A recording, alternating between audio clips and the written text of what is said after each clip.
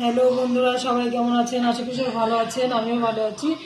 আজকে আমি বানাবো লাউ পাতায় কুমড়োর পাতায় ভিতরে ডাল। আমি এখানে নিয়েছি ডাল, কাঁচা লঙ্কা, আদা কুচি, ধনে পাতা কুচি আর কাঁচা তেল। আর এখানে নিয়েছি আমি ধনে আর গোটা লঙ্কা। আর এখানে আমি লাউ পাতাগুলো নিয়েছি। এবার আমি এগুলোর ভিতরে ভরে বানিয়ে তারপরে ফিরে আসছি। আমি সব পাতাগুলোকে রেডি করে নিয়েছি ডাল ভরে। এবার এগুলোকে ভাজ করে বসিয়ে দেব। কলা পাতাতে অনেকেই খেয়েছেন ডাল পাতুরি, এবার কোমরের পাতায় খেয়ে দেখবেন, ভালো লাগবে।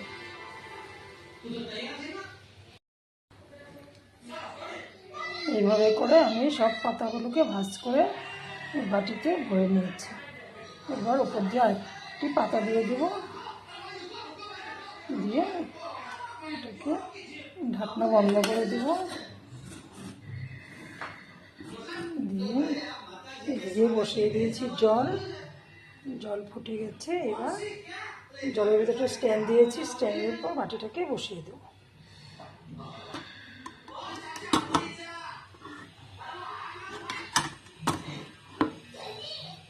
এটাকে স্টিম কম দিয়ে আধা ঘন্টার মতো হতে দেব। আমি একটা উপর দিয়ে ঢাকনাও দিয়ে দিয়েছিলাম যাতে জলের ভাপটা বেরিয়ে না যায়। এবার আমি ঢাকনাটা তুলে নেব।